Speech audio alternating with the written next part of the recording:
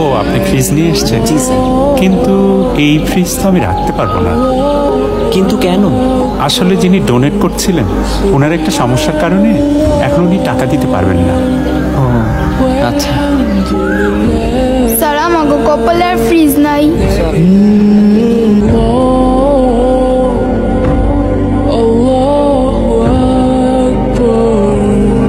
Sir শুনুন।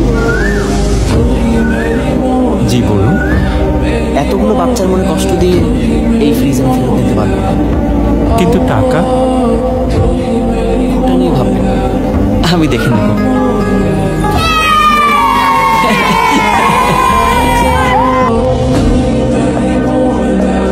জামান সাহেব, ফ্রিজটা ডেলিভারি হয়েছে? জি স্যার। পেমেন্টটা? স্যার টাকাটা আমি খরচ করে ফেলেছি, মাসে মাসে আমার স্যালারি থেকে কেটে নিন প্লিজ। বলেন কি, অফিসের টাকা আপনি ব্যক্তিগত কারণে খরচ করে ফেলেছেন? আপনার তো শাস্তি হবে।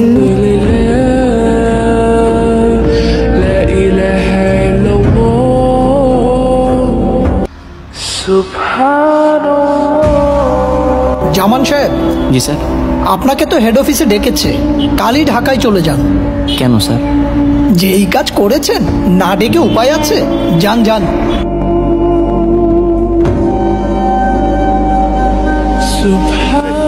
জামান সাহেব এদিকে আসুন। জলদি দাও।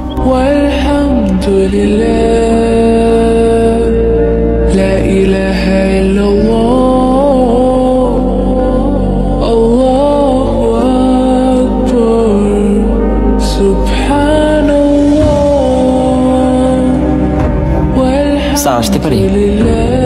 ও আপনি আসুন।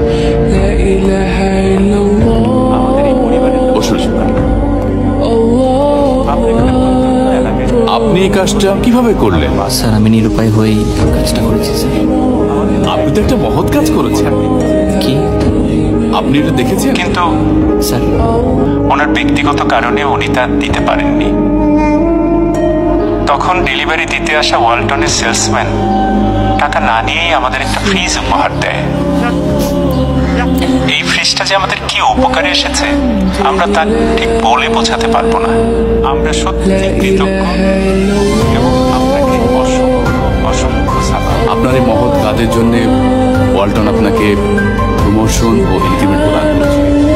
Thank you sir.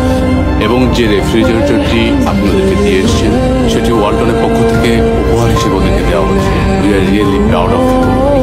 Thank you sir.